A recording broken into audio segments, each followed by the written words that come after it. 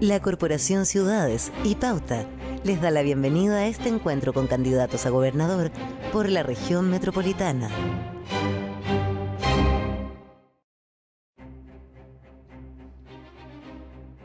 Muy buenos días a todos ustedes. Soy Constanza López, editora de Pauta, y en nombre de Pauta y de la Corporación Ciudades, les doy la más cordial bienvenida a Gobernar la Ciudad, este encuentro en que hemos convocado a los candidatos y candidatas a gobernador por la región metropolitana. Como muchos de ustedes saben, por primera vez el gobernador regional será electo por votación directa en un sufragio universal. La ley nos indica que va a resultar electo quien logre la mayoría de los votos válidamente emitidos, es decir, sin contar los blancos y los nulos. Esa mayoría debe ser de al menos un 40% de los sufragios.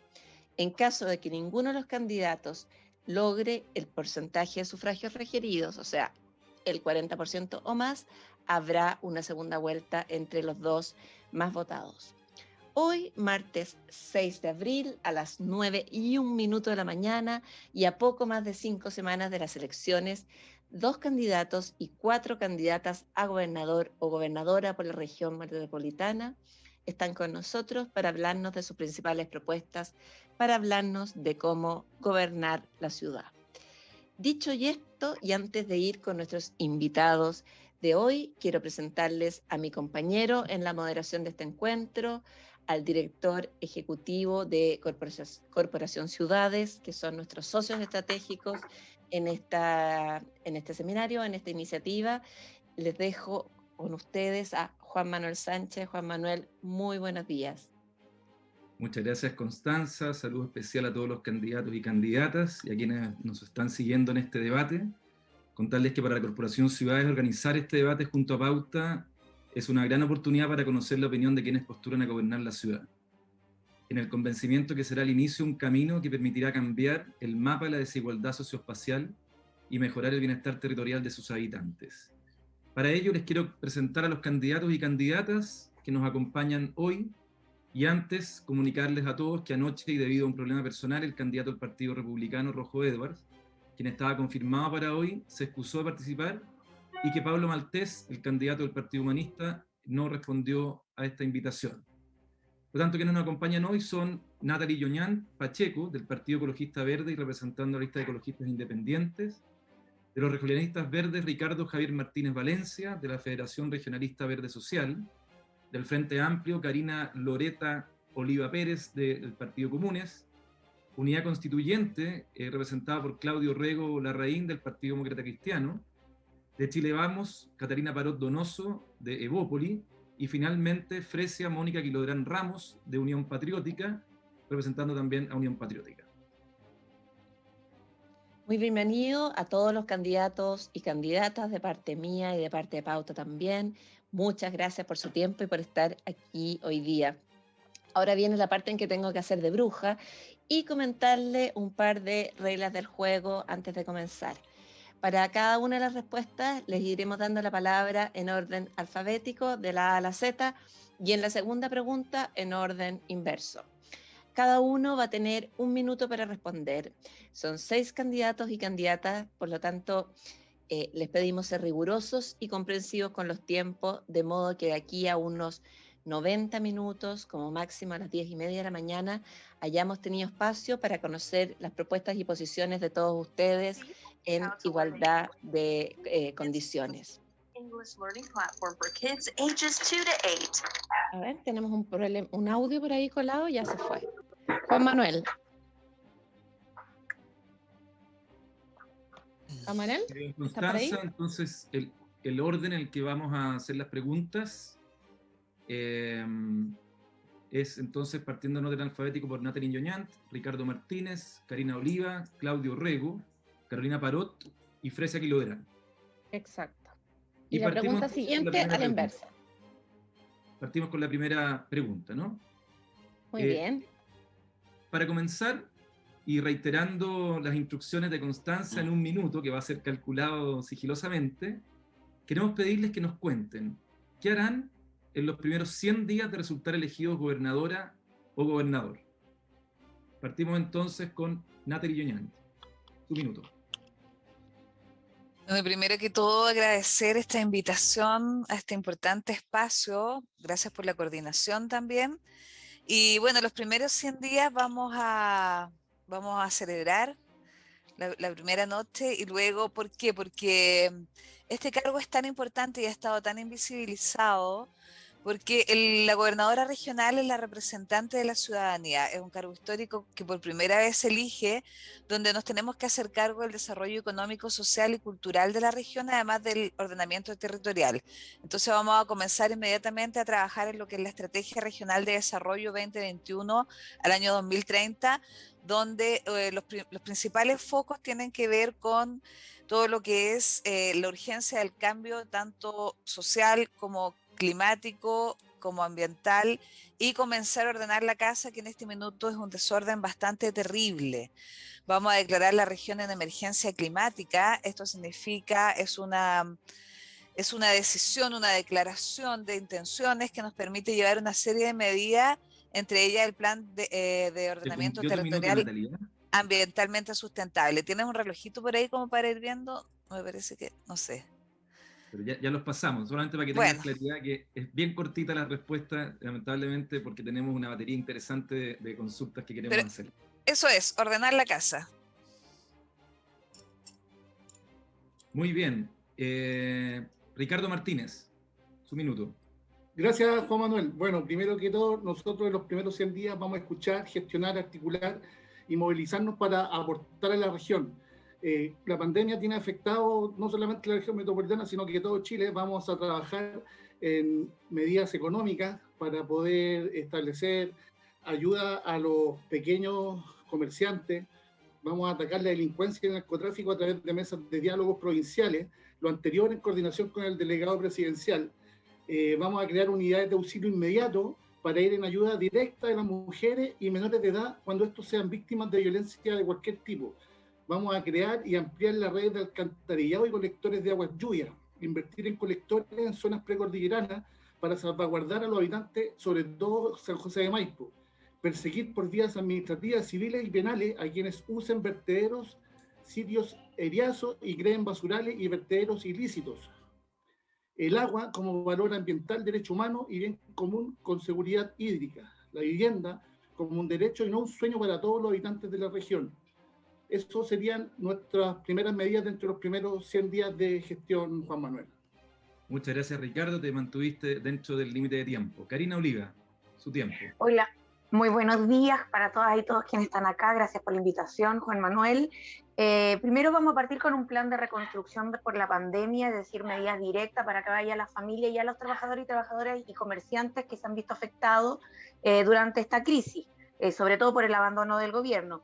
Vamos a empezar a gestionar el plan de desarrollo regional, tanto medidas económicas, pero también del ordenamiento territorial, porque hay que revisar todo lo que tenga que ver con el banco de suelos, porque necesitamos también recuperar el derecho al suelo para tener un buen vivir. Y al mismo tiempo levantaremos una escuela de formación y capacitación para los funcionarios y funcionarias del gobierno regional, en colaboración también con los municipios, sobre perspectivas de género para colaborar y auxiliar a las víctimas de violencia por motivos de género. Al mismo tiempo empezaremos a gestionar para la implementación en el próximo periodo, en el próximo años, un seguimiento sobre el tratamiento de las aguas grises para el riego y no tener que seguir ocupando agua potable directamente para el riego y la industria como se está haciendo hoy día, dada la crisis hídrica también que vive la región. Muy bien, muchas gracias, Karina. Claudio Rego, tu minuto.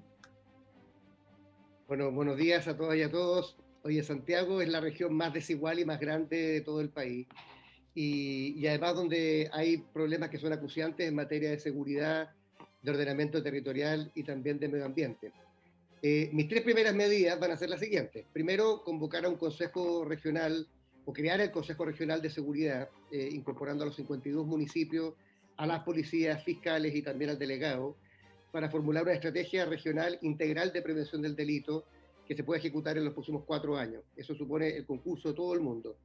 Segundo, vamos a convocar a una convención metropolitana. Creo que hay que revisar el plan regulador metropolitano de Santiago, que ya tiene 27 años, de manera integral, y para eso convocar a todos los actores privados, públicos y ciudadanos. Y por último, formular mi primera petición al Ejecutivo, que son los primeros servicios que me gustaría pedirle, particularmente en materia de transporte, la SECTRA, la UOCT, el Serviu y el Parque Metropolitano.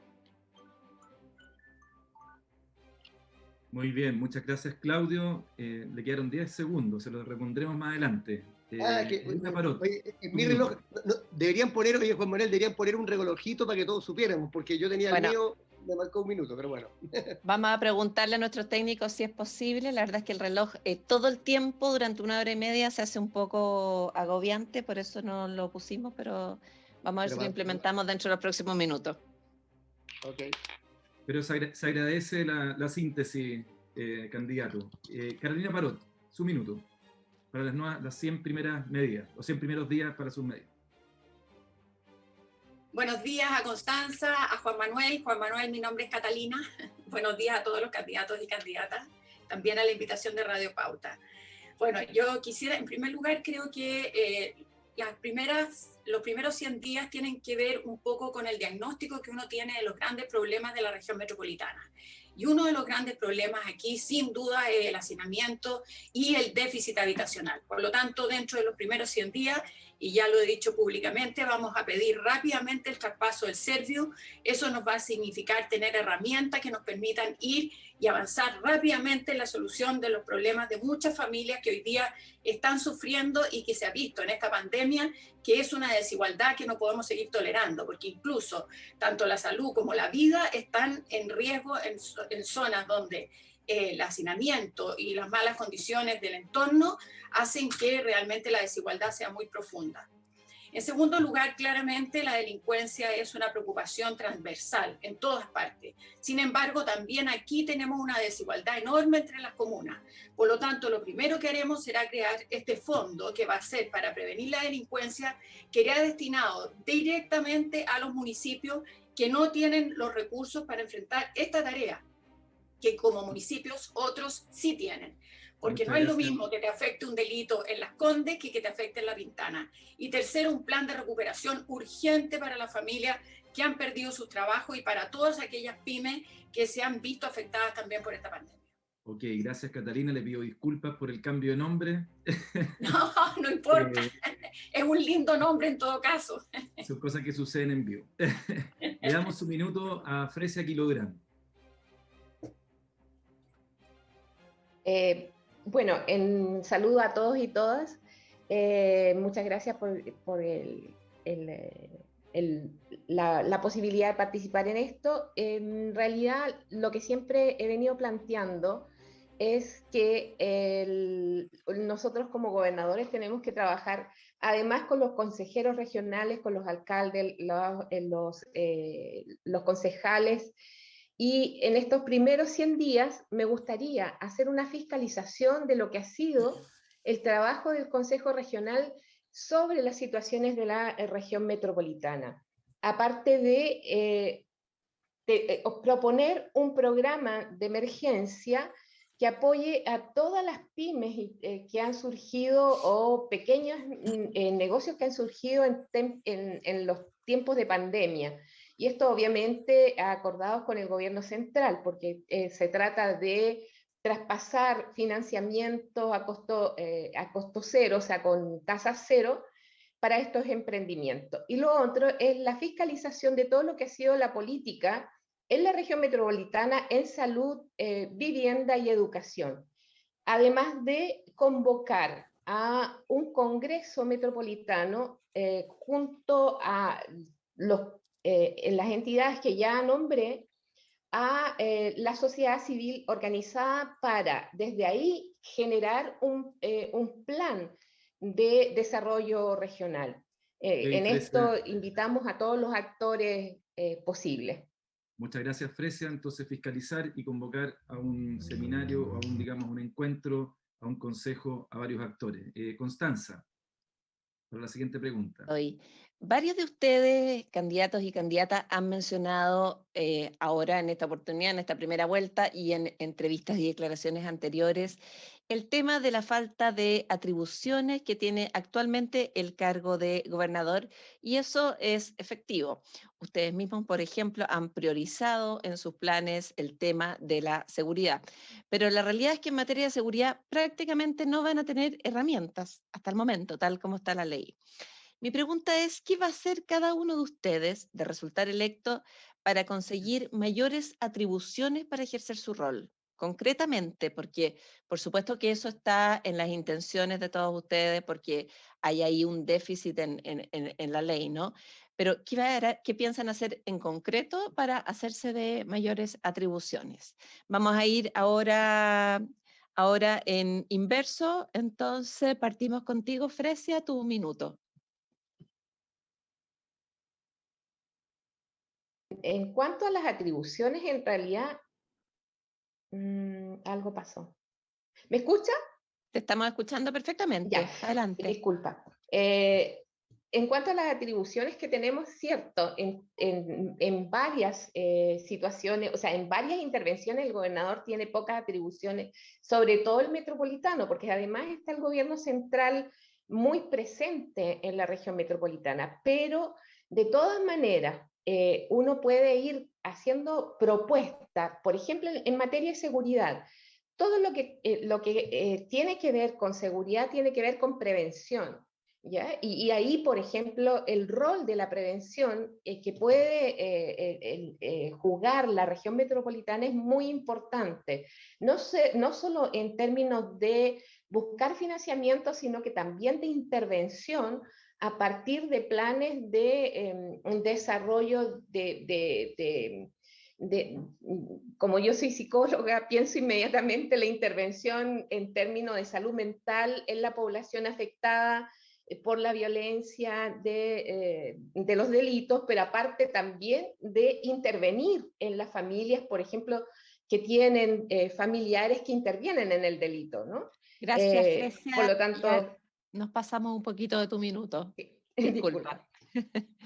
Catalina Paró, tu turno. ¿Qué piensas hacer para recuperar o conseguir mayores atribuciones si resultas electa gobernadora? Bueno, lo primero que yo voy a hacer va a ser trabajar en que se declare la región metropolitana como área metropolitana.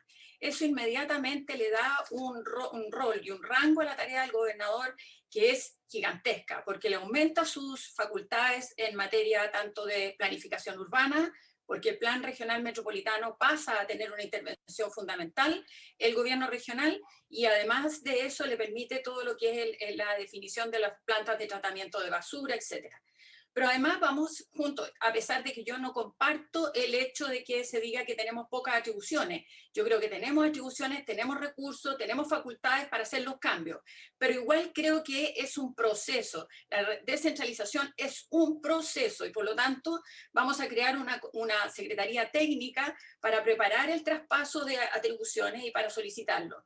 Solicitaremos el traspaso del Servio, como ya lo dije, el del Parque Metropolitano, que se encarga de administrar todos los parques de la región metropolitana. Y mientras se declara la región metropolitana como área metropolitana, pediremos el traspaso del plan regulador metropolitano que hoy día se lleva en el Servio, en la Seremía de Vivienda, y tiene que pasar al gobernador regional. Y por último, nosotros vamos a pedir facultades del programa del Elige Vivir Sin Droga dentro de toda nuestra propuesta contra la delincuencia y facultades en materia de tenencia responsable de animales, porque aquí no puede ser que todo el registro y la tenencia responsable de animales la lleve el Ministerio del Interior. Gracias, Catalina. Pasaste un poquito tu minuto, pero terminaste tu idea. Claudio Orrego. Bueno, espero recuperar mis 10 segundos.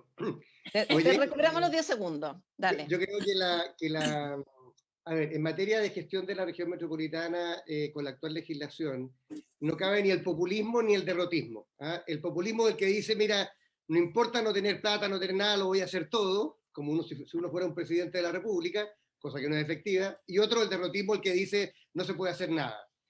Yo soy de los que cree que, por ejemplo, en prevención del delito, es mucho lo que se puede hacer, ¿ah? Independiente que la ley no le dé tuición al nuevo gobernador sobre las policías. No solamente los temas de prevención, psicosocial, comunitaria, situacional, también apoyando a las policías pero sobre todo articulando a todos los actores que participan en el tema de la seguridad. El tema de la articulación y la coordinación es un tema fundamental. Segundo, creo que el gobernador, como ya lo dije en mis primeras medidas, tiene que pedir atribuciones, pero como no sabemos si se las van a dar o no, tiene que también aprovechar su capital político para efecto que va a ser el gran liderazgo y el gran poder que va a tener el futuro gobernador, para poder influir en la toma de decisiones, tanto en el proceso constituyente, porque vamos a estar en paralelo implementando un nuevo gobernador, como también algo muy importante, en la discusión de las leyes. Aquí la desigualdad del financiamiento municipal no se resuelve solamente por las platas del gobierno regional. Se requiere una nueva ley que no depende del gobernador, pero el gobernador sí puede influir mucho en ella. Tu minuto y tus 10 segundos. Gracias, Claudio. Ya vamos a ir al tema de la desigualdad de los ingresos de las municipalidades. Karina Oliva, tu turno. Sí, mire, yo creo que es importante primero señalar que el cargo del gobernador o gobernadora regional es un cargo tremendamente político, por tanto las atribuciones tienen que ver también de la capacidad de la gestión política que nosotros tengamos. Por tanto, nosotros, además de como tiene contemplado la ley, la solicitud de atribuciones, por ejemplo, aparte del SERVI, nosotros queremos solicitar las de Seremi de Salud para fortalecer todo el proceso de la pandemia respecto, por ejemplo, a la trazabilidad y trabajarla en conjunto con los municipios, ya que ha sido un desastre como lo ha llevado el gobierno durante este periodo. Pero al mismo tiempo tenemos la posibilidad de generar un debate político respecto al proceso de igualitario, o más bien para derrotar la desigualdad y la inequidad que hay en términos de ingresos municipales, para colaborar también con los municipios, es decir, cómo avanzamos hacia una nueva normativa de atribuciones, de gestión, pero al mismo tiempo de ingresos regionales y municipales, porque nosotros necesitamos la coordinación con los municipios para llegar a cada rincón de la región metropolitana.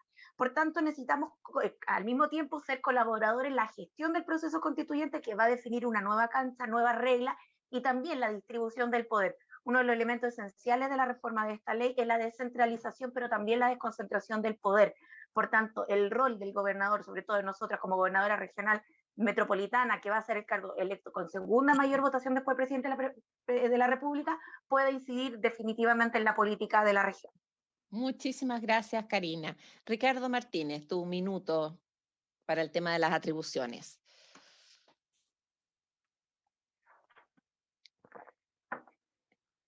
Ricardo, ¿estás por ahí? Silencié el micrófono. Bueno, adelante. Gracias, muchas gracias. Primero que todo, nosotros como candidatos a gobernadores tenemos que tener claros cuáles son las facultades del gobernador y cuáles son las facultades del delegado presidencial. Las facultades del gobernador regional son de administración, normativa, planificación, presupuesto.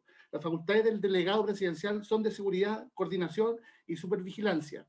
Queda claro que los gobernadores no tienen competencia en seguridad ni velar por el orden público. Sus competencias están taxativamente indicadas en la ley 21.074 en el artículo 24, y son tanto para el gobernador regional como para el gobierno regional. Sin embargo, la ley estipuló un plazo de 1 año para individualizar competencias del gobierno regional, quedando así disponible la posibilidad de transferir más competencias durante ese año. Y es aquí donde recién nosotros podemos solicitar alguna transferencia de competencias, pero lo que no es automático, sino que esta solicitud queda supeditada al presidente de la República. La pregunta específica, Ricardo, es ¿qué competencias o qué atribuciones pedirías tú?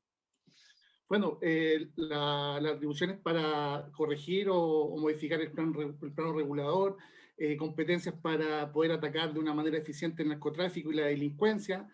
En ese orden de ideas nosotros solicitaríamos esas competencias. Perfecto. Muchísimas gracias, Ricardo Martínez. Nathalie Joñont, tu turno, 1 minuto. Mira, este es un proceso de descentralización, por lo tanto tenemos una serie de competencias que tienen que ver con infraestructura y transporte, con fomento de industria, eso ya está estipulado. Tenemos un músculo como para comenzar a trabajar en lo que es ordenamiento territorial y en el desarrollo de la región. Sin embargo, por ejemplo, es súper necesario que se nos traspase Corfo, Cercotec, en fin, de estas distintas entidades que nos van a permitir trabajar y tener más presupuesto para el desarrollo de los proyectos y en favor de las personas, por supuesto. Necesitamos traspasar todo lo que es parque metropolitano, como dice Catalina. Necesitamos ver el tema del Serviu por el tema de las viviendas. necesitamos traspasar todas aquellas competencias que nos permitan fiscalizar mejor las distintas zonas que hoy están absolutamente botadas, todo lo que tiene que ver con el servicio de evaluación de impacto ambiental, los desvíos y robos de agua, etcétera. Y todo lo que tiene que ver con salud para poder tener planes de salud integral para las personas y poder hacerlo también directamente en concordancia con lo que son ahora los SFAM, pero también con otros tipos de salud integral. Perfecto, tu minuto ya se completó. Muchas gracias, Natalie. Juan Manuel, todo tuyo estos micrófonos. Gracias, Constanza. Ya estamos entrando en materias más específicas. La siguiente pregunta tiene que ver con que más allá de las atribuciones que se han explayado en detalle en la pregunta anterior de Constanza, con las que debutará este cargo, la sola idea de contar con una autoridad que tenga la responsabilidad de gobernar toda la ciudad genera alta expectativa, pese a que la experiencia que se observa en otros países de la región es disímil. Los queremos dejar con Jorge del Castillo, exalcalde metropolitano de Lima, excongresista y presidente del Consejo de Ministros, que les hará la siguiente pregunta. Un saludo especial a todos los amigos de Santiago de Chile y de toda la hermana República de Chile. Me pido mi opinión sobre el proceso que viene de elecciones de gobernadores. Creo que desde el punto de vista democrático es impecable porque eso va a ayudar inclusive a promover nuevas figuras. Pero hay preocupaciones. ¿Cómo va a funcionar la superposición de funciones de gobierno central, gobierno regional y municipalidades? Por ejemplo, en Santiago. Acá hay un tema que hay que definirlo por una ley orgánica seguramente, que vaya deslindando las funciones y los recursos. ¿Cómo garantizamos las capacidades en los gobiernos regionales, en las regiones, en las provincias? Ese es un tema que nosotros hemos tenido muchas dificultades y sugiero que no dejen de analizarlo y estudiarlo bien para evitar que crezca la brecha de desarrollo entre el centro, países centralistas como nosotros, y sus provincias o regiones. Esas son mis sugerencias. Muchas gracias. Muy bien. En la práctica, Jorge nos dice que básicamente en lo que ustedes hacían decían respecto a las atribuciones, ¿verdad? La articulación y la coordinación que decía Catalina Parot, o Claudio planteaba la responsabilidad política o el peso político, y Karina nos decía que esto significaba una distribución del poder.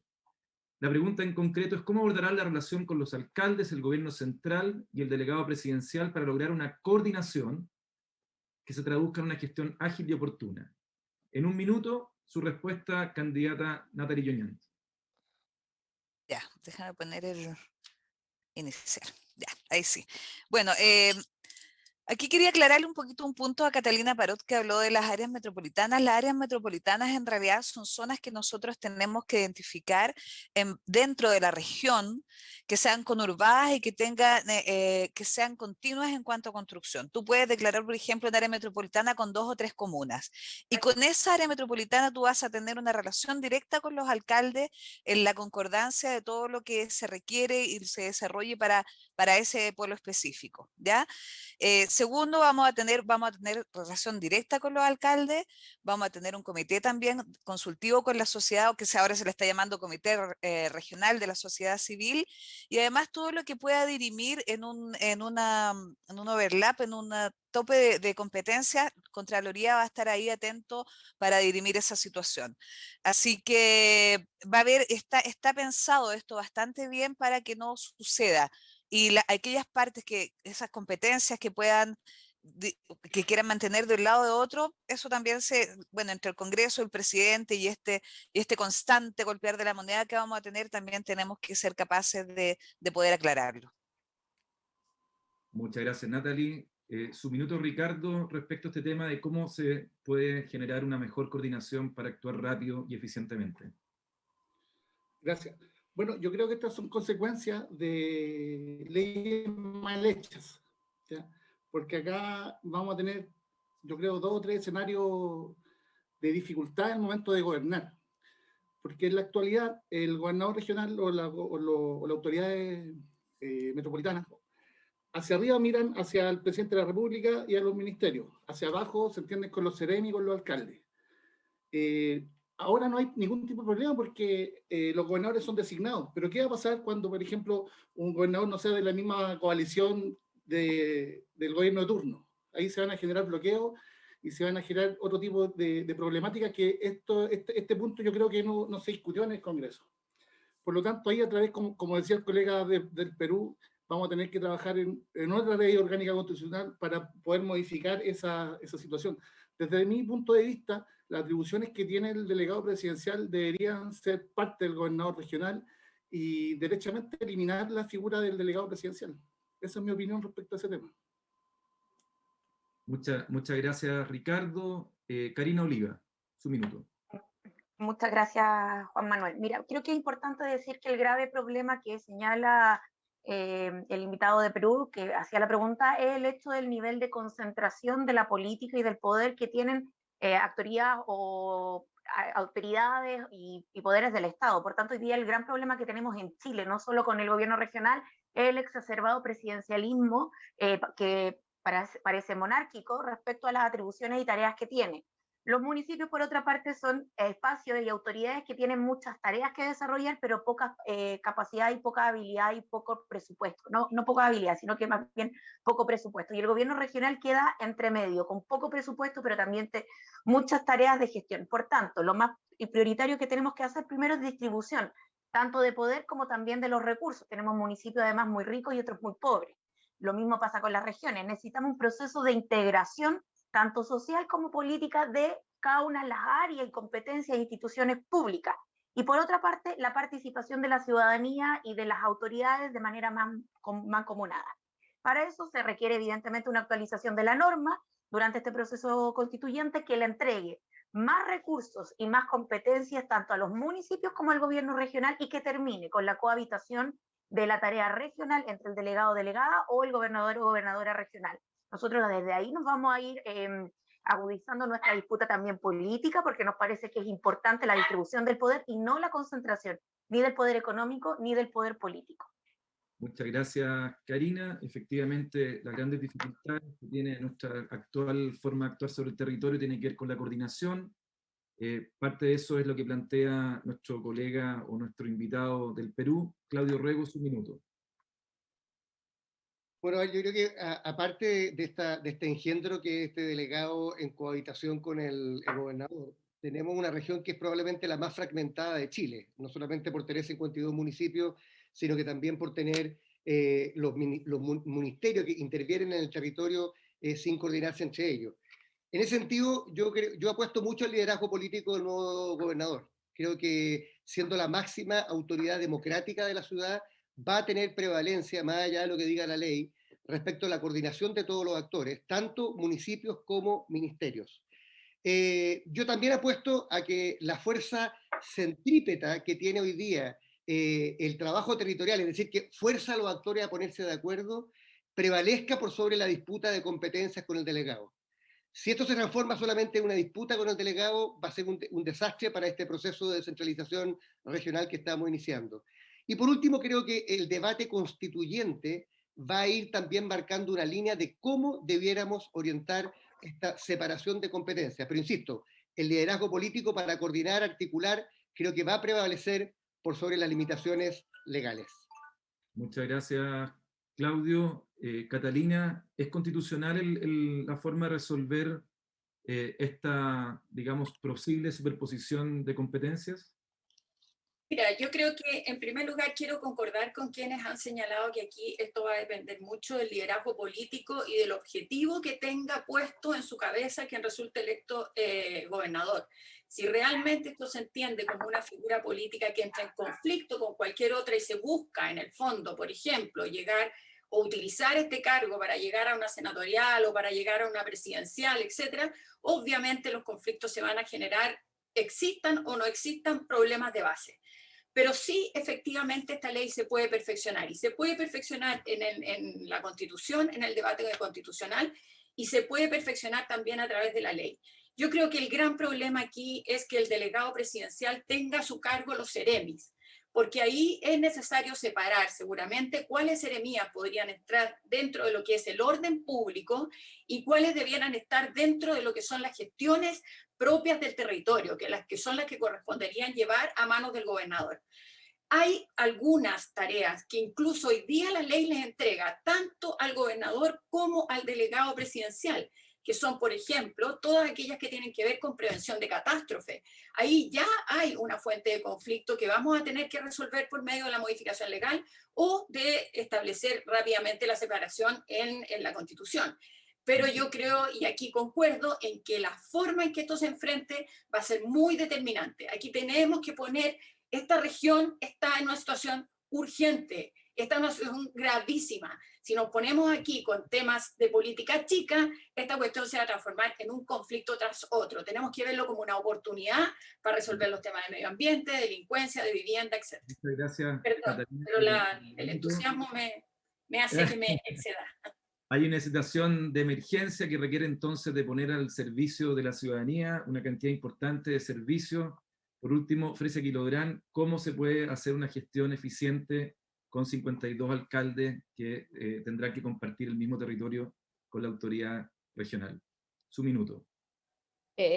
O sea, es cierto que el conflicto que se le va a presentar al gobernador regional de la región metropolitana es mucho más grande que el resto de los gobernadores regionales, y eso no hay que olvidar. No solo la región metropolitana elige gobernador, se elige en todo Chile, o sea, somos 15ª o 16ª regiones, y ahí tenemos un lugar, o sea, tenemos que ponernos de acuerdo todos los gobernadores que salgamos electos en cómo descentralizamos y cómo democratizamos también las gobernaciones en conjunto con, o trabajando en conjunto con alcaldía, incorporando a los concejales y a las mesas de los consejeros regionales. O sea, si este instrumento ya existe un presidente regional que lo eligen los consejeros regionales. Claro que están por debajo del intendente, por lo tanto,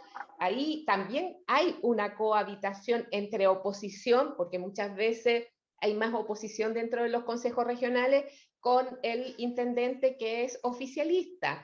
Entonces, hay que ver cómo logramos superar estas dificultades que tienen que ver con la gestión de los gobiernos regionales, y eso tiene que hacerse en conjunto a nivel nacional y ver cómo vamos ensamblando eso. Ya, yo parto de la base que hay que democratizar, fundamentalmente. Muchas gracias, Fresia, poniendo acento en esta dificultad también de las sensibilidades políticas que van a tener que cohabitar en este espacio.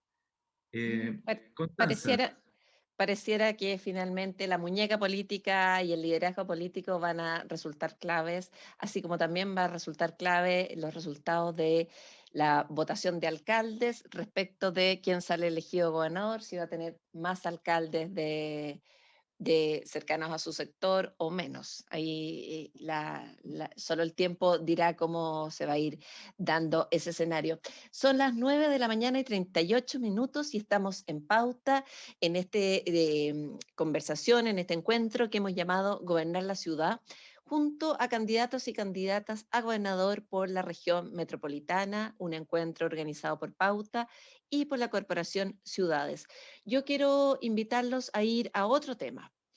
En Chile tenemos un déficit de viviendas que, dependiendo de la fuente que uno revise, va entre 500.000 y 700.000 casas de déficit.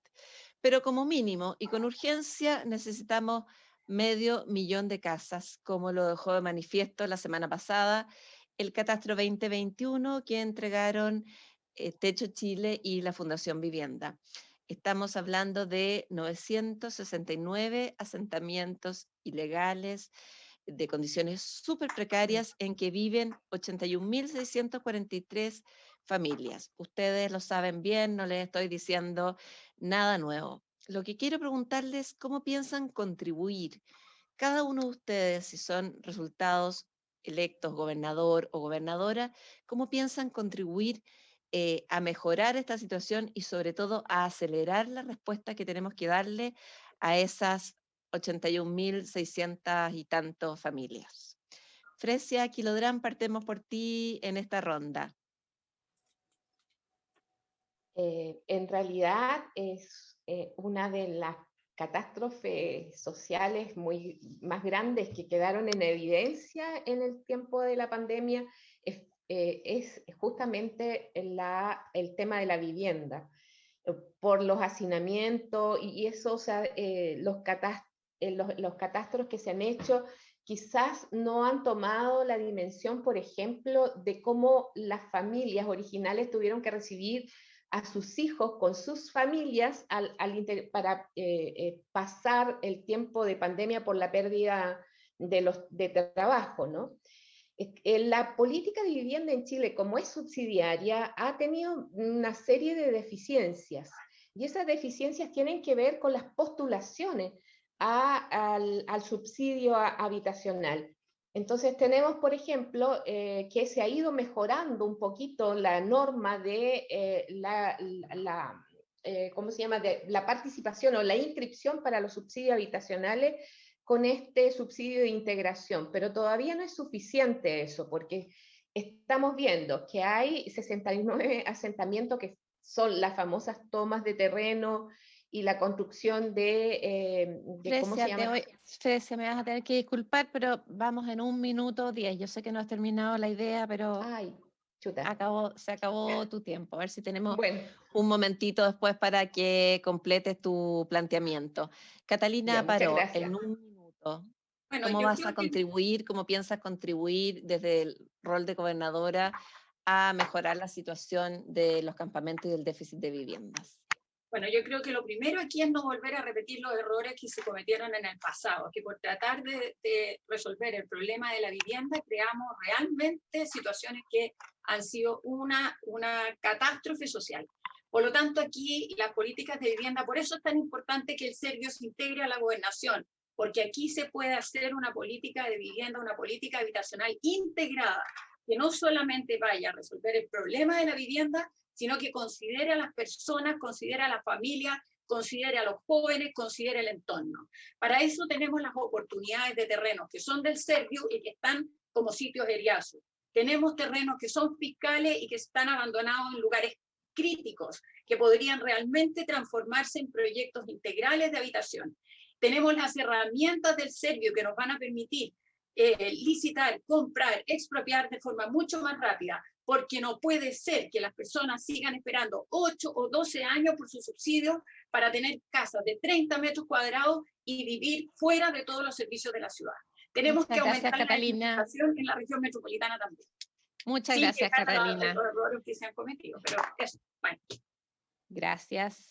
Claudio Orrego, su minuto.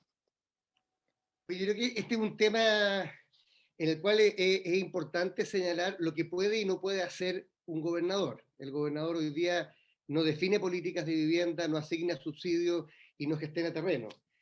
Ahora, y además el tema no son solamente los campamentos, también son los allegados de personas que viven con familiares que están de alguna manera invisibilizados.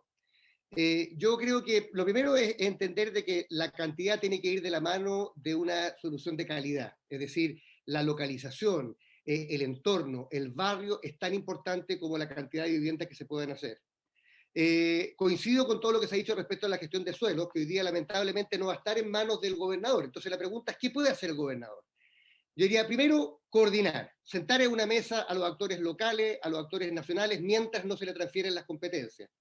Segundo, gestionar, hacer lobby para que ciertos problemas o proyectos de vivienda se desarrollen en la ciudad. Y tercero, que no sé si lo vamos a discutir más adelante, tratar de que el plan regulador metropolitano sea un instrumento también que favorezca la integración social, la vivienda y la densidad equilibrada de la ciudad para dar respuesta a esto. Esa es la única herramienta que depende solo del gobernador regional y el consejo regional. Perfecto, muchas gracias, Claudio. Sí, vamos a discutir más adelante el tema del plan regulador metropolitano. Karina Oliva, tu minuto. Sí, primero que todo, bueno, evidentemente para abordar el tema del déficit habitacional o, por ejemplo, la situación que viven más de 16.000 familias en la región metropolitana que están sin hogares, nos parece importante a solicitud de las atribuciones del Serviu, pero al mismo tiempo es importante cómo el gobierno regional genera la gestión política para erradicar en la región metropolitana y a nivel país también la especulación inmobiliaria, que es uno de los grandes conflictos que tenemos. ¿Por qué? Hoy día las familias no pueden adquirir una propiedad o una vivienda porque el gran costo se va en la especulación del valor del suelo. Por tanto, primero tenemos que abordar un banco de suelo, pero al mismo tiempo frenar toda especulación. Hoy día sale más cara la compra del suelo para la construcción de una vivienda social que la misma construcción. Por tanto, eso hace muy difícil que se generen y se desarrollen políticas habitacionales más democráticas y mucho más igualitarias, pensando desde el derecho a ciudad, pero al mismo tiempo el derecho a la vivienda. Lo que necesitamos, por tanto, es mejorar el buen vivir de las personas. Por tanto, teniendo las atribuciones del Serviu, vamos a coordinarnos con los municipios para desarrollar una inmobiliaria popular que vaya coordinándose para generar y construir de manera mucho más colaborativa y también en funciones cooperativas, para que también el trabajo esté desarrollándose y generando su empleo, pero al mismo tiempo no solo generando especulación. Uno de los grandes problemas Karina, que tenemos ya es que... estás en 1 minuto 10. Muchas gracias, muy clara tu idea. Va quedando bastante claro que hay una cierta coincidencia en la necesidad de que el próximo gobernador o gobernadora tenga atribuciones sobre el Serviu para el terreno de los suelos. Ricardo Martínez, tu minuto. Gracias. Creo que a campamentos y allegados también tendríamos que agregar personas en situación de calle, que en estos últimos 2 años se han tomado plazas, parques por no tener donde vivir. Ya no solo son sitios de riazo particulares o fiscales. Y esta problemática tiene varios tópicos. Una, la falta de políticas públicas respecto a viviendas dignas. 2, las viviendas caras. El desempleo, la plusvalía, como lo decía Karina, la plusvalía de los terrenos, que han subido una enormidad. Y como quinto punto, el fenómeno de la emigración. Un claro ejemplo de falta de políticas públicas lo encontramos en los campamentos levantados por personas migrantes y chilenos. Por ejemplo, en las comunas de Maipú, la comuna de Cerrillo, donde se ha levantado un campamento de ciudadanos haitianos terrible. Necesitamos urgente que la vivienda sea un derecho consagrado en la Constitución. El Estado debe intervenir en la regularización de los suelos, crear proyectos inmobiliarios a través de los municipios, como antiguamente se hacía, y no generar más negocios a constructoras que lo único que hacen es hacer negocios con casas de 4x4, que al final las personas terminan pagando el doble o 3 veces su valor y de mala calidad esta vivienda. Y cómo no olvidar el dueño de las constructoras Copeago y la creación de los guetos urbanos en la comuna de Puerto.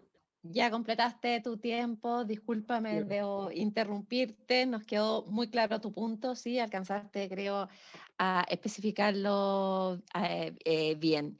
Natalie Ñoñón, tu minuto. Bueno, al igual que Ricardo, decir que la vivienda tiene que ser un derecho humano consagrado en la nueva Constitución. Nosotros lo que queremos hacer es un catastro de suelo y pedir el traspaso del Serviu y la propiedad de los terrenos fiscales y de bienes nacionales, no solo para la vivienda, sino también para parques nacionales y para parques comunitarios, ya que no solamente se trata de tomar sitio de erazo, de tomar terrenos que tengan las condiciones urbanísticas y que así puedan ser para nuevas viviendas, sino que estos sean verdaderos nuevos barrios. Y no solamente con casas como están siendo sociales ahora, sino que también ecológicas, preparadas para la adaptabilidad de los terribles tiempos que se vienen en materia climática. Y lo que sea el desarrollo del barrio, ¿no es cierto? Lo que eran antes las antiguas Corvi, con todos los servicios básicos disponibles y también dependiendo del análisis que tenemos que hacer para la zona rezagada, ¿ya? También la idea sería que hubiese una regulación de la especulación en la construcción y la planificación. Queremos tener una superintendencia de vivienda y barrios para la fiscalización de la calidad de los proyectos y un servicio público de vivienda social y ecológica para el desarrollo de los barrios.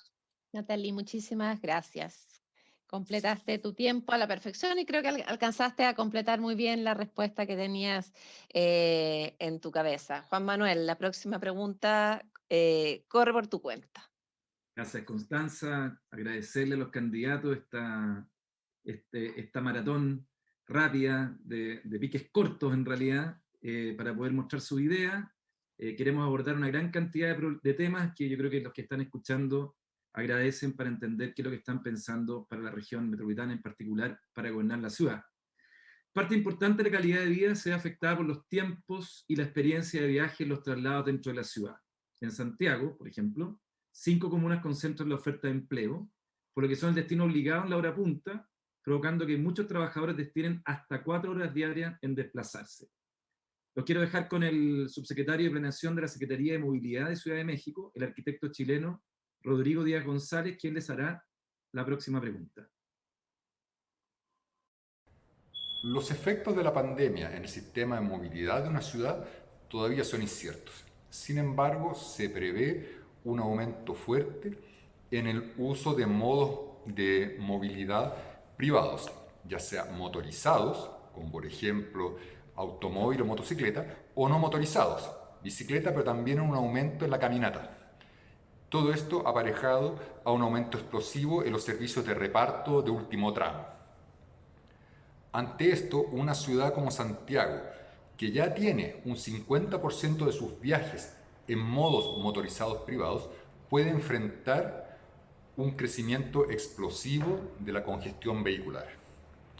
Ante esto, y desde su cargo de gobernador o gobernadora, me gustaría preguntar qué hará para que la ciudad de Santiago y sus habitantes se muevan mejor, es decir, en menos tiempos, con menos emisiones, más seguros y de manera más equitativa.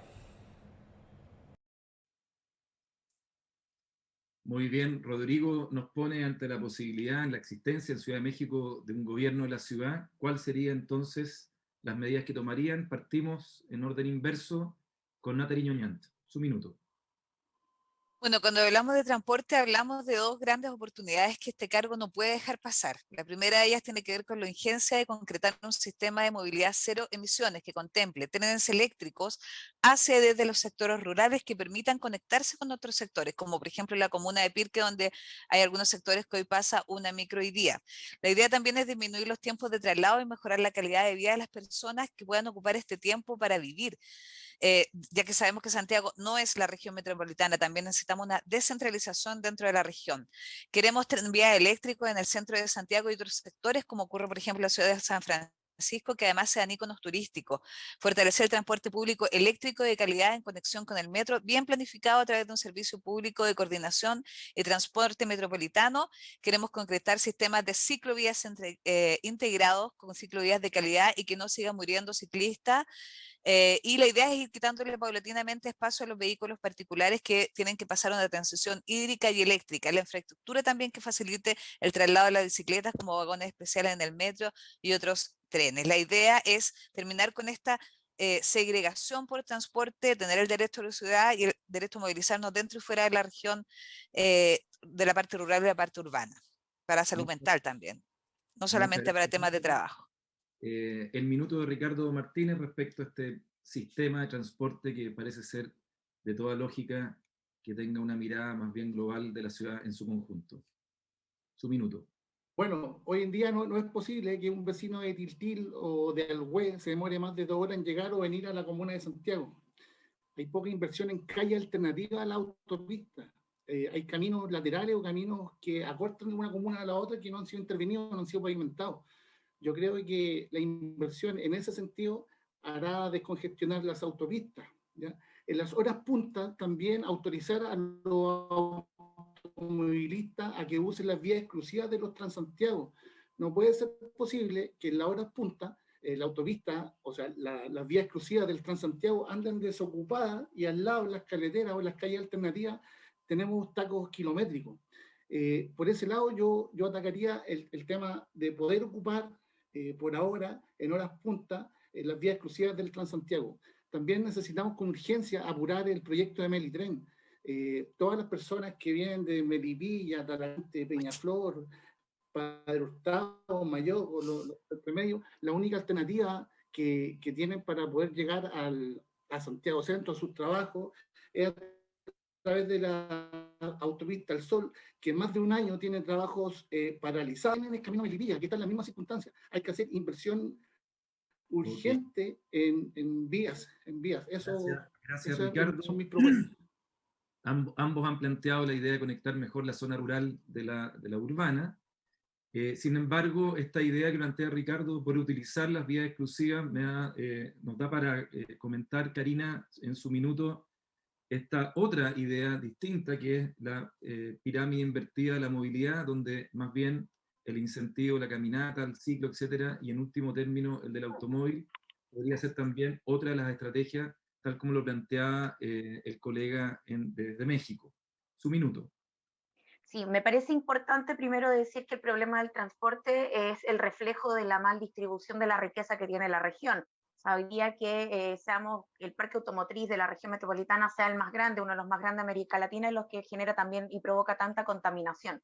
Por tanto, primero nos parece importante empezar a desarrollar distintos polos productivos donde las familias no tengan que incluso desembolsar prácticamente el 40% de sus ingresos en transporte, sobre todo en las zonas rurales, que esto llega a aumentar más allá incluso del 50% de sus ingresos. Por tanto, ¿qué queremos implementar? El desarrollo de economías circulares, ¿para qué? Para que las familias también tengan el derecho al centro cívico. ¿Por qué? Porque no se tengan que solo desarrollar y trasladarse para tener empleo a el centro de Santiago, Providencia, Las Condes, Vitacura, sino que también tengan derecho a una ciudad caminable, que tengan el derecho también a que no perder tanto tiempo en traslado y dejar de estar con su familia.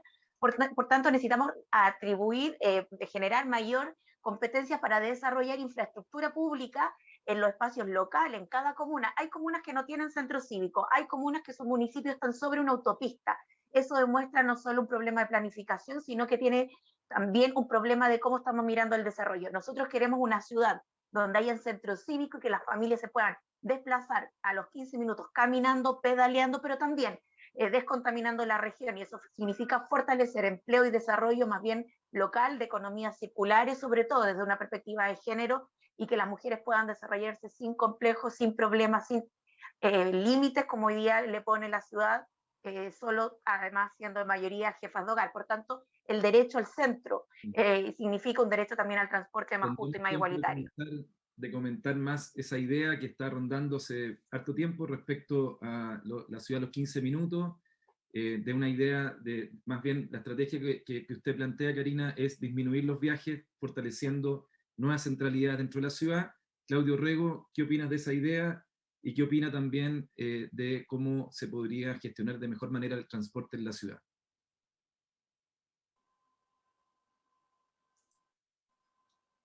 Ahí está. Ahí sí. Oye, yo creo en una ciudad hecha para las personas, no para los autos, y eso significa de verdad invertir ideológicamente en la pirámide de movilidad de la ciudad, poniendo a los peatones, a los ciclistas, al transporte público por sobre el auto particular. Ahora, este es de los temas donde lamentablemente todo el transporte se maneja a nivel del gobierno central, y va a haber una disputa, como han tenido todas las grandes ciudades del mundo, en quién gobierna el transporte en la ciudad. Yo espero que vayamos en el camino de Londres, donde se creó una autoridad metropolitana de transporte. La vamos a proponer, si yo soy gobernador, para poder dar una gestión integral, donde también se entienda que la creación de subcentros en la ciudad, para lo cual el plan regulador metropolitano sí es un instrumento válido, también coadyuva a lo que se está planteando hoy día en materia de movilidad. Pero ¿qué cosas se pueden hacer concretas? Un plan de vereda digna para las comunas con menos calidad de veredas en la región metropolitana, por donde están nuestros peatones, un plan también de implementación de ciclovías, para los cuales vamos a requerir también el concurso del nivel central, y tal como han dicho otros de mis contendores, apurar aquellos proyectos del Estado central, como los trenes de Melitren y también de Batuco y Tiltil, que van en la línea de descongestionar y también de crear una ciudad más sustentable. Gracias, Claudio. Más infraestructura, una multimodalidad, privilegio de algunos modos de transporte. Catalina Parot, su minuto.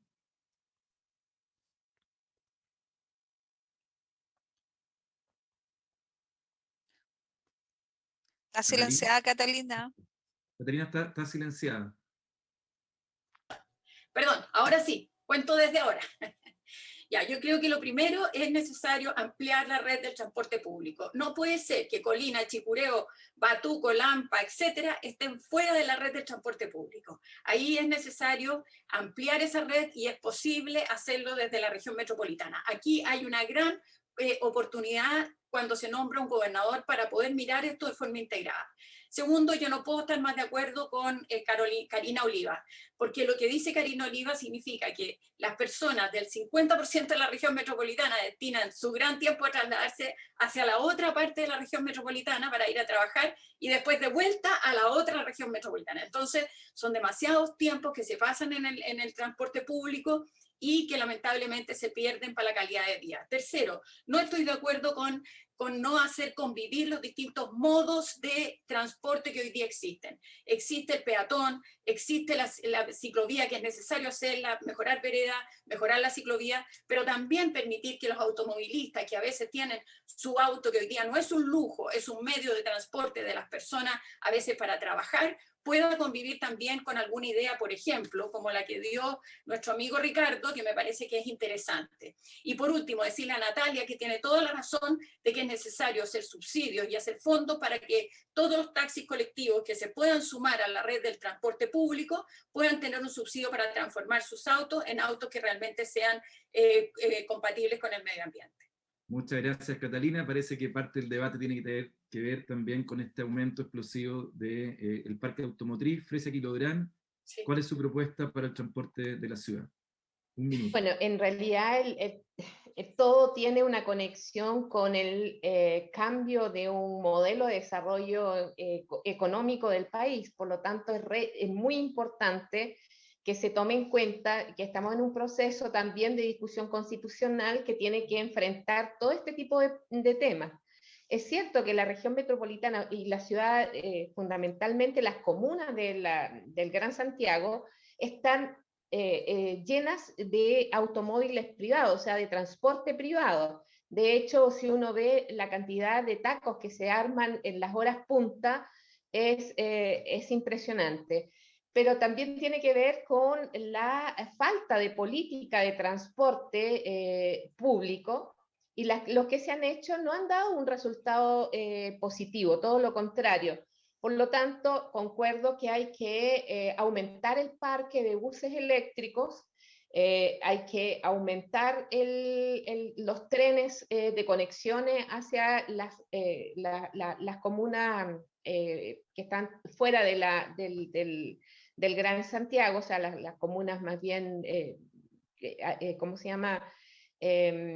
Agrícolas, y también tiene que ver con el tema de el pago, el copago que nosotros hacemos al transporte público, que es demasiado grande. O sea, uno tiene que entender que el 18 de octubre pasa por el aumento de las tarifas del transporte. De uno de los síntomas que tuvimos respecto a cómo tenemos organizadas las actividades y los tiempos de desplazamiento que eso provoca en la experiencia dentro de la región metropolitana, que tenemos los distintos habitantes que vivimos en ella. Constanza, la siguiente pregunta. Vamos a ir al tema del Plan Regulador Metropolitano, Juan Manuel, tema que ya han insinuado varios de nuestros invitados hoy día. El actual Plan Regulador metropolitano data del año 94. A la fecha se le han realizado varias modificaciones. Por ejemplo, el 2011 aumentó en 10.000 hectáreas el límite urbano. Al respecto, la pregunta específica para todos ustedes es: ¿qué modificaciones al Plan Regulador Metropolitano de Santiago impulsarán si llegan al cargo de gobernador o de gobernadora, pensando en los desafíos que tiene la ciudad de aquí a los próximos 30 años? Candidata Fresia Quilodrán, su minuto. Estás muteada, Fresia, estás con el micrófono en silencio. Sí. Ahora sí. Ahora sí. En realidad, el Plan Regulador Metropolitano sí que necesita una modernización con respecto a lo que ha sucedido en estos últimos 30 años en el crecimiento desigual de la ciudad o de la región metropolitana.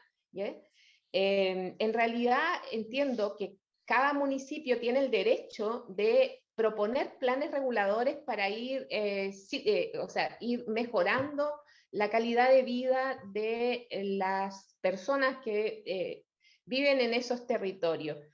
Lamentablemente, como ha sido un crecimiento tan indiscriminado de la ciudad de Santiago y se han usado fundamentalmente los suelos disponibles para las constructoras privadas, ha hecho que los planes reguladores se vayan adecuando a lo que las inmobiliarias o las empresas constructoras necesitan de la ciudad de Santiago.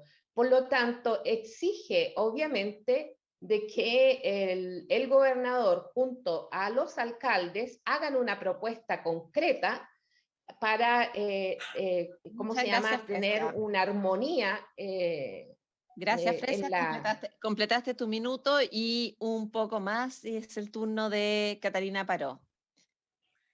Bueno, yo creo que este tema del análisis del plan regulador tiene que ver con toda la forma en que queremos que crezca la región metropolitana. Y eso, en primer lugar, requiere de unas reales facultades de parte del gobernador y por lo tanto yo, así como hablaba con Natalie Yoañán, voy a pedir varias de las declaraciones de áreas metropolitanas para que esta definición de plan regulador y además el plan de ordenamiento territorial tengan la fuerza normativa que es necesario que tengan. Pero creo que una de las cosas más importantes es poder avanzar en ir densificando el centro de Santiago con reglas específicas, que tengan que determinarse las normas de construcción de altura para que la gente pueda tener acceso a los servicios que se dan en las comunas más hacia el oriente y más del centro de Santiago, sin que lleguemos a colapsar, como hemos visto, que con algún tipo de construcciones que se han hecho acá en el centro de Santiago.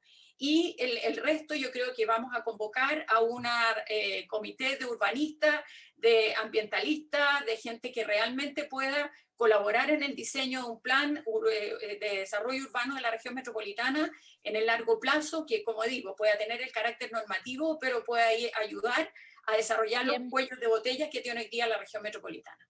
Gracias, Catalina. Un minuto y un poquito más.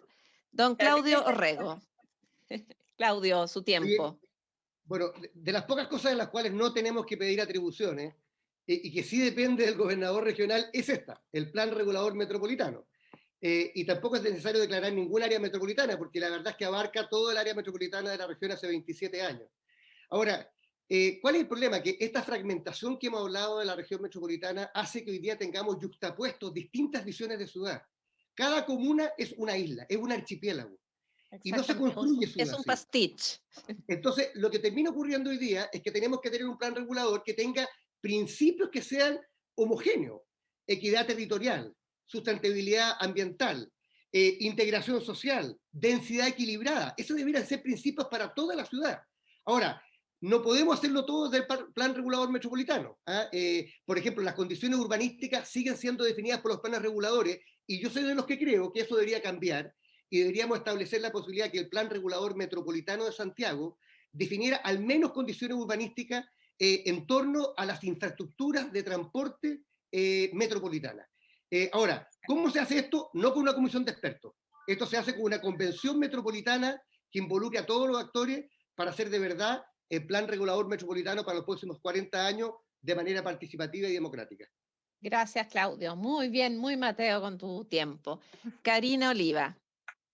Sí, creo que una de las atribuciones más relevantes es cómo desarrollamos una planificación territorial y un ordenamiento territorial que tenga que ver con el derecho a la ciudad, partiendo desde los derechos de las personas antes, como está haciendo hoy día, que es cómo se está anteponiendo el negocio, tanto inmobiliario e industrial. Por tanto, significa que tenemos que desarrollar una dimensión participativa democrática, usando desde tecnologías, también ampliación de espacios públicos para el debate de cómo queremos tener una región metropolitana de aquí a los próximos 10 años, 30 años y 50 años. Como se ha hecho en ciudades tan grandes como Barcelona, creo que también hay que mirar la experiencia internacional sobre la participación de la ciudadanía respecto a el plan regulador. Al mismo tiempo yo comparto el hecho de que la urgencia a nivel metropolitano regular la construcción en altura, porque no solo tiene que ver con el acceso y los derechos a los servicios a la ciudad, sino que también de cómo vivimos los espacios verdes y cómo también incluso tenemos el derecho a mirar la cordillera o a recibir la luz solar directa, que hay hoy día personas que no tienen y que viven en guetos verticales. Por tanto, también significa mecanismo de regulación de suelo. Muchas gracias, Karina. Ricardo, ¿cómo ves las propuestas que han señalado tus, no voy a decir contrincantes, voy a decir compañeros en este panel? Han salido varias propuestas en las respuestas de Fresia, de Catalina, de Claudio y de Karina. ¿Cuál es tu mirada respecto del plan regulador metropolitano?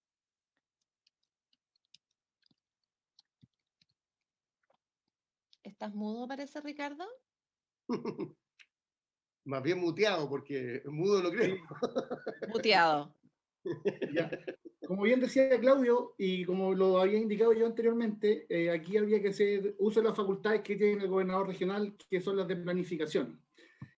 Lo anterior, y bueno, y lo que voy a decir ahora a continuación, hay que todo someterlo al Consejo Regional. En primer lugar, nosotros analizaremos a fin de mantener o reducir las zonas industriales ubicadas en área urbana. Esto con el propósito de asignar otros usos a esas zonas. Analizar las zonas inundables que están en áreas urbanas, por ejemplo, áreas adyacentes al río Mapocho, Sajón de la Aguada, a fin de reducirlas e incorporar nuevos usos. Al reducir estas zonas inundables sería más fácil conseguir recursos para invertir en la construcción de ciclovías o parques. Incorporar nuevos usos de suelo en el área rural de la región metropolitana, por el tema de vivienda. Incorporar la obligación de construcción de ciclovías en el Gran Santiago y en sus periferias. Todo esto conectado. Autorizar la construcción de cementerios de animales en zonas urbanas de la región metropolitana, debido a que en la actualidad solo se pueden construir en zonas rurales. Y por último, tratar de modificar en ciertos lugares, bajo ciertos requisitos, los límites a la construcción en altura. Esas serían las modificaciones que yo propondría como gobernador. Perfecto. Muchísimas gracias, Ricardo Martínez, por tu respuesta. Natalie Ñoñón. Mira, este es una de las principales cosas maravillosas que nosotros los gobernadores regionales vamos a poder hacer, el tema de la planificación, y la verdad es que más que ir puntualmente a medidas específicas que podemos tener, que son muchísimas, algunas de ellas muy bien nombradas por Ricardo, tiene que ver con cambiar la mentalidad del siglo pasado y comenzar ahora con lo que necesitamos, que es principalmente la adaptabilidad al cambio climático y a la superación de la inequidad y la segregación en la ciudad, en la región completa. Para eso tenemos una propuesta de un plan regional de ordenamiento territorial ambientalmente sustentable que identifica las distintas zonas, por ejemplo, de amenazas, de riesgo, de inundación, aquellas zonas industriales. Tenemos que sacar esta termoeléctrica que está al medio de la ciudad. O sea, ¿qué está haciendo esto en una de las ciudades más contaminadas de Chile, ¿no es cierto? Tenemos planes metropolitanos para la adaptación a la región del cambio climático, a la protección del agua, a la biodiversidad, límites a la construcción, ¿no es cierto? Ya no la cota 1000, sino hay que bajarla un poquitito más a la cota 700 y poder hacer corredores biológicos entre esto y buffer que permitan tener esta área de transición entre lo que es la parte natural y la parte urbana, una región sin miedo donde podamos identificar los sitios de erazos, poder construir parques, la Cerro Isla, etcétera, mucho más verde, mucho más verde. Identificar aquellas comunas que no tienen su plan regional comunal también, todo esto con participación. Es importante que las comunas tengan sus planes también y todo esto de una forma integrada. Muchas gracias, Natalie. Juan Manuel. Bueno, el tiempo se nos ha pasado volando y nos quedan 3 preguntas, así que yo les voy a pedir que puedan responder, ojalá, en un las tiempo 3 en un minuto. En medio segundo. La siguiente pregunta, que dice relación con que la ciudad definitivamente es el reflejo de la sociedad que hemos construido entre todos, ¿no? Y en ella se aprecian todas las iniquidades y esas se reproducen espacialmente en el territorio. Y por tanto se hace urgente intervenir. La quiero dejarlos con Jadille Baza, presidenta del Colegio de Arquitectos de Chile, para la siguiente pregunta.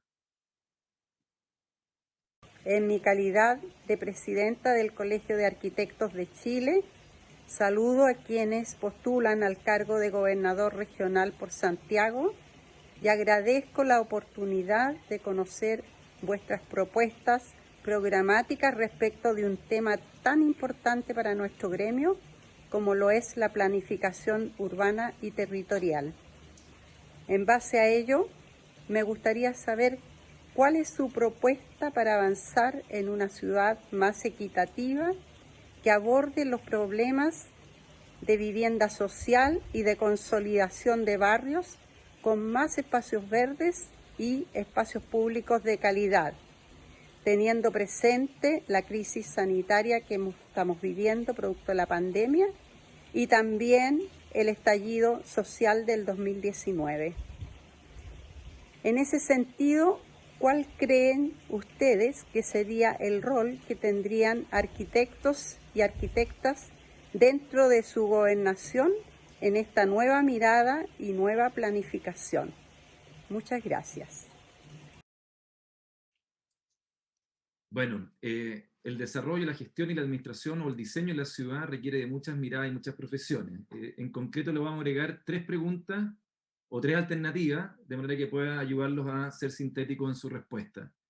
Estas inequidades, que ya las tenemos súper catastradas, medidas a través de incluso indicadores muy concretos del Sistema Nacional de Indicadores de Estándares Urbanos, se debe a la falta de planificación urbana, a una mejor distribución o una peor distribución de los recursos entre comunas, a que no es prioridad política o es responsabilidad del sector privado. En esta ocasión, parte Nathalie Junyent, de acuerdo a ese orden, seguimos en adelante. Su minuto. Bueno, la región se expresa claramente en lo que se ha llamado el urbanismo neoliberal, donde el mercado ha tomado las decisiones frente a cómo se debe construir una ciudad, frente a cuáles son aquellas zonas de sacrificio que se han ido instalando y frente a toda la inequidad que hoy vemos. Por lo tanto, lo que tenemos que hacer ahora es equiparar la cancha y redistribuir y tratar de que no hayan 5, 6, 7 Santiagos dentro de la región metropolitana, con las inequidades que nosotros podemos ver cuando tomamos un auto y vamos de un lado a otro y te das cuenta lo terrible que puede ser esto.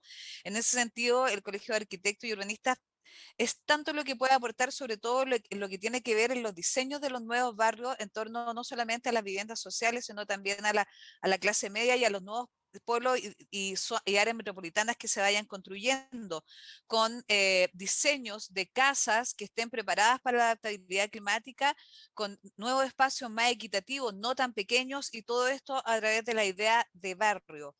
En ese sentido y en el contexto de la pandemia, el agua es vital, por lo tanto una revisión del sistema hídrico completo de la región y cómo llega a las personas es vital. Muchas gracias. En tu minuto. Ricardo Martínez. Bueno, estamos frente... ¿Estoy con audio? ¿Estoy sin audio? Estás con audio, te estamos escuchando, Ricardo. Bueno, estamos frente a niveles de concentración de riqueza en la región metropolitana en 4 o 5 comunas, versus las demás comunas que tienen grandes carencias y limitados recursos municipales. Graves problemas medioambientales, como por ejemplo Tiltil, la Rinconada de Maipú, sector sur de Puente Alto, sector del Teval de Padre Hurtado, donde se ha dejado de lado a sus vecinos en pro de empresas contaminantes. Las comunas más pobres tienen menos áreas verdes, menos lugares deportivos, hay hacinamiento en sus poblaciones, en sus villas, los microbasurales callejeros muchas veces no son tratados o se hace vista gorda por parte de los ediles, y esto crea problemas sanitarios. La problemática del agua potable y el alcantarillado, como por ejemplo la Rinconada de Maipú, la falta de inversión en seguridad ciudadana, la falta de dotación de policía, falta de cámaras de seguridad, falta de intervención en programas que traten la problemática de la drogadicción.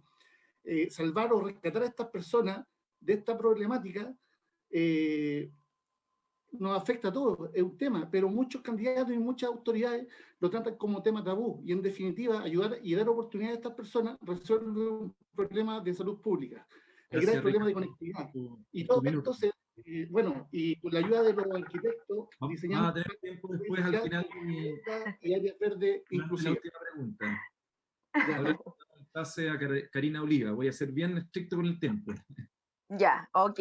Creo que es importante primero señalar que los gobiernos de los últimos 30 años, los 2 sectores que han gobernado el país durante los últimos años, han enraizado un sinónimo de la región metropolitana, que es desigualdad, exclusión e inequidad. Por tanto, respecto a lo que tú nos preguntabas, era todas las anteriores.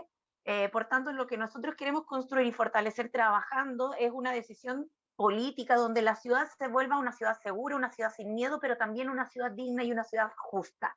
Para ello necesitamos mejorar tanto la movilidad urbana, desde perspectivas todas, mirándola de una perspectiva de género, pero también generando mejores servicios y equipamientos urbanos para la vida cotidiana de las personas. También fortalecer el empleo y el trabajo local para un desarrollo más dinámico de la economía y también de las familias.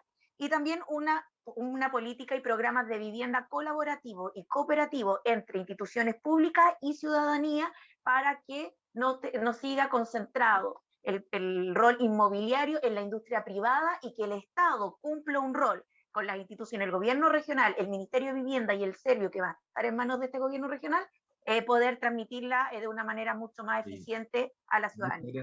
Muchas gracias, Karina. Claudio. Yo creo que esta ciudad desigual y fragmentada tiene su origen fundamentalmente en la falta de un rol claro del Estado y un sentido político del concepto de ciudad. efectivamente hemos tenido un urbanismo de mercado, pero al final ha sido por falta de gobernanza, falta de gobierno de la ciudad. Y eso creo yo que es lo más importante. Por eso es que cuando uno dice, ¿cómo se planifica? Bueno, no se planifica solamente comuna por comuna, menos en un área metropolitana. Se planifica para toda la ciudad. Y yo creo que en la medida que esta nueva autoridad genere este polo de poder político, que permita poner la ciudad como un todo, que establezca normas no para hacer todo homogéneo, pero sí que sean, yo diría, integradoras de todo este espacio metropolitano, vamos a avanzar en la dirección correcta. Yo además creo que necesitamos un nuevo pacto urbano. O sea, la tremenda desigualdad que hay hoy día entre los municipios no se resuelve con los fondos escasos del gobierno regional. Se requiere una reconfiguración de cómo financiamos la ciudad y que tengamos garantías urbanas explícitas para todas las comunas. Eso no va mucho más allá de un gobernador. Se requiere un pacto con el gobierno central. Ok, muchas gracias, Claudio. Catalina Parot.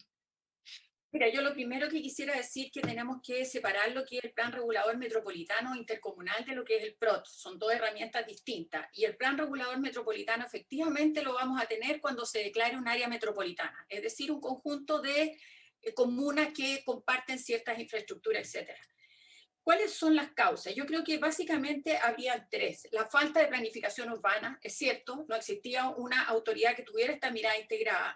Segundo, la inequidad en los recursos. Existen comunas que por distintas leyes que existen hoy día tienen mucho más recursos que otros. Y tercero, la falta de preocupación de las autoridades. Es cierto, es muy bueno para hablar la gente, pero pocas veces es para aterrizar y para tomar decisiones que a veces son decisiones difíciles. Y es necesario hacer una colaboración pública-privada, entendiendo muy claramente cuáles son las reglas, cuáles son los límites. El mundo privado puede ser una herramienta fundamental para enfrentar la urgencia que tenemos para resolver el problema de la desigualdad aquí en la región metropolitana. La autoridad tiene que poner las reglas, los actores que tienen que participar, no solo del Estado, sino que también los privados. Catalina, muchas gracias, poniendo algunos actores nuevos en juego. Ofrece Quilodrán y terminamos esta pregunta y pasamos inmediatamente a la siguiente con Constanza. Respondiéndole a la arquitecta, creo que ellos pueden jugar un rol muy importante en la construcción de un plan regional que tenga que ver con la habitabilidad y la justicia social en la región metropolitana.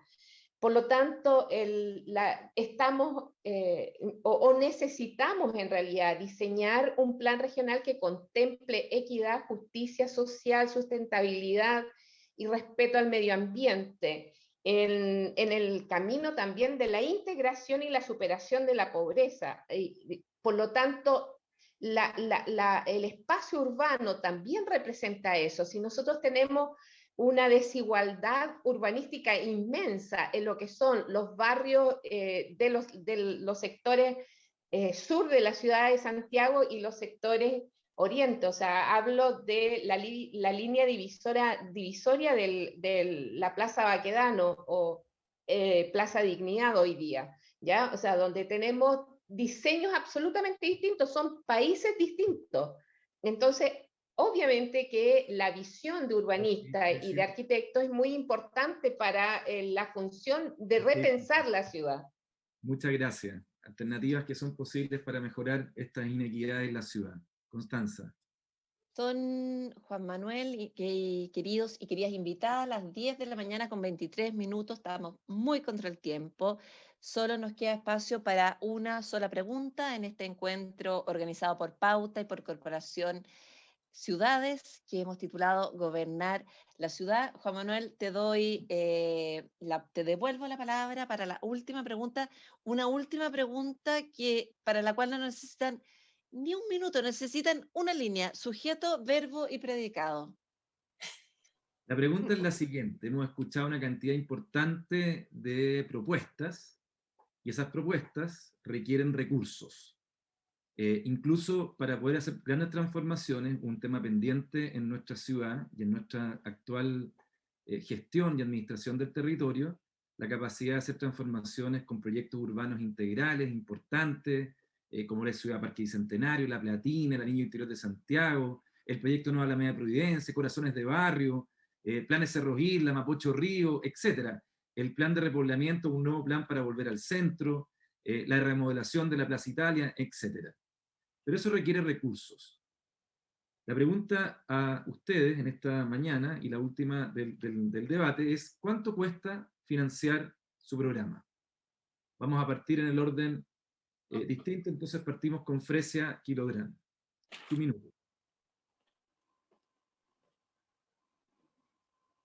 ¿Cuánto cuesta el programa de reestructuración, inclusive democratización de la región metropolitana? En realidad no tengo un valor exacto, no puedo decir una cifra exacta, pero de verdad, si queremos tener una región metropolitana con las características de justicia social, equidad, sustentabilidad, respeto al medio ambiente, me imagino que va a ser una cantidad enorme de recursos, porque las inversiones que se tienen que hacer tienen que ver con vivienda, con salud, con educación, con transporte, etcétera, etcétera. Y bueno, tendremos que recurrir a discutir con el Ministerio de Hacienda lo que necesitamos para reconstruir o construir una región metropolitana mucho más amable y vivible y a escala humana, que es lo que necesita la ciudadanía, no solo en la región metropolitana, sino en Chile. Muchas gracias, Fresia. Catalina Parot. Bueno, yo creo que tomando en consideración que el presupuesto regional son 135.000 millones y el presupuesto del Serviu son más de 600.000 millones, yo creo que tenemos una importante cantidad de recursos como para poder empezar a financiar los proyectos, los programas y las propuestas que nosotros hemos definido. En el caso, por ejemplo, de nuestro fondo para equiparar la cancha entre los municipios en materia de seguridad, tenemos un presupuesto de 35.000 millones que vamos a asignar para las compras de cámaras de seguridad, etcétera, para entregar implementación a cada uno de estos municipios. En el caso del Serviu, creemos que esos recursos, que son recursos importantes y que además tienen asignado a rehabilitación de veredas, etcétera, es perfectamente posible hacer un cambio importante en las políticas de vivienda y en la calidad de vida de la región metropolitana. Muchas gracias, Catalina. Una responsabilidad importante que tendrán los gobernadores es precisamente definir y proponerle al Consejo Regional el presupuesto. Claudio Rego. Así es. Un minuto.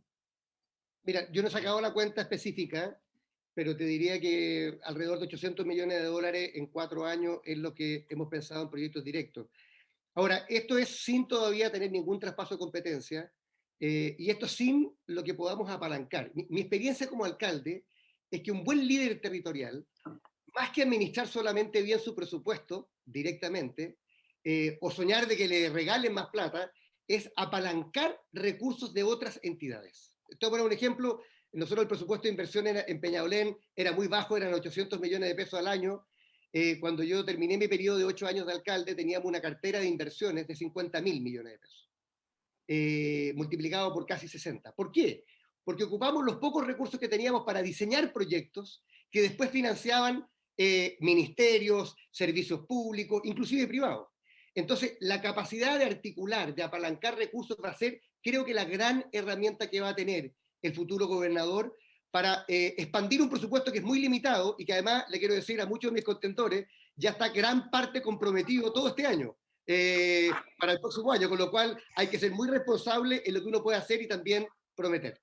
Ok, efectivamente el anteproyecto regional de inversiones que tiene que discutir el Consejo Regional a ese nivel es algo que se hace en coordinación con los ministerios, pero es importante tener en cuenta, ¿no es cierto, Karina, que en su minuto son recursos que permiten llevar adelante la gestión y el programa que usted quiere proponer para la región y para la ciudad en particular? Su minuto. Sí, nuestro programa tiene un costo alrededor de 700.000 millones que a los 4 años, pero al mismo tiempo creo que es importante considerar los otros ingresos que podamos tener a propósito de la solicitud de las atribuciones. Pero también me parece importante que el gobernador, nosotros como gobierno regional, lo que vamos a hacer también es gestionar con otras entidades, tanto nacionales como internacionales. Por ejemplo, para implementar políticas de género vamos a trabajar con ONU Mujeres para elaborar proyectos de desarrollo para la política de prevención de las violencias por motivos de género, así que también con ONU-SIDA. para ver políticas sanitarias y de salud respecto a esta otra pandemia que existe a nivel mundial. Pero al mismo tiempo creo que lo importante del presupuesto es cómo lo destinamos. Nosotros queremos para este presupuesto destinar gran parte de nuestro proyecto para construir una ciudad sin miedo, desde la integración hasta combatir la delincuencia, pero también para erradicar la violencia de género que hoy día viven no solo mujeres, sino también disidencias y diversidades sexuales, y al mismo tiempo la protección de las infancias, niños, niñas, adolescentes, y como también adultos mayores. Ok, muchas gracias, Karina, por suscribirte al tiempo indicado. Ricardo Martínez.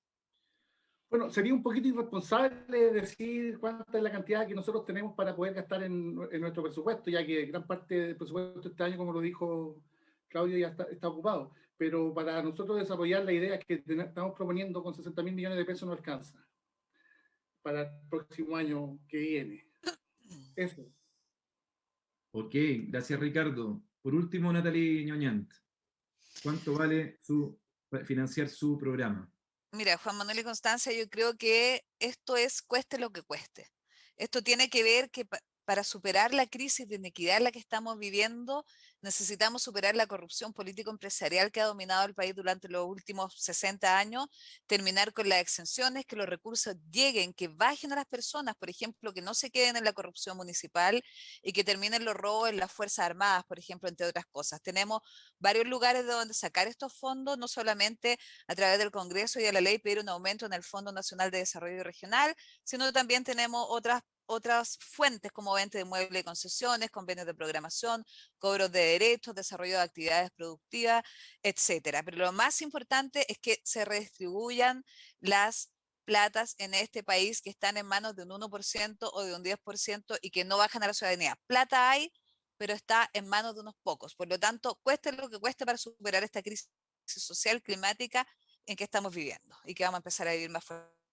Muchas gracias, Natalie. Efectivamente, el presupuesto es la expresión de la voluntad de hacer los cambios y los proyectos que se requieren para la ciudad, y por lo tanto nos parecía importante hacer esta pregunta, dado que para poder desarrollar un proyecto se requiere equipo, se requiere entusiasmo, pero también se requiere presupuesto. Hay varias ideas en el tapete. El Consejo Nacional de Desarrollo Urbano ha planteado algunas que podrían aumentar el impuesto territorial para una mejor distribución de los recursos entre territorios, y por lo tanto nos parecía importante ahondar en esto. Creo que ha sido interesante escuchar las respuestas al respecto. Constanza, se nos fue el tiempo. Se nos fue el tiempo, pero fuimos bastante puntuales porque al menos según mi reloj son las 10 de la mañana y 31 minutos, estamos un minuto pasado. Les agradezco mucho que se hayan ceñido al estrechito tiempo que le dimos a cada respuesta para poder abordar todos los temas. Les pido disculpas por el brujerío en mi nombre y en el de Juan Manuel. Hemos tenido una mañana cargada de propuestas, hemos podido apreciar convergencias entre ustedes, también las diferencias, también los matices entre los candidatos y candidatas al cargo de gobernador de la región metropolitana. Hablamos hoy día de atribuciones, de la importancia del liderazgo político, de la importancia de la coordinación, hablamos de seguridad, de transporte, de desigualdad, de recursos.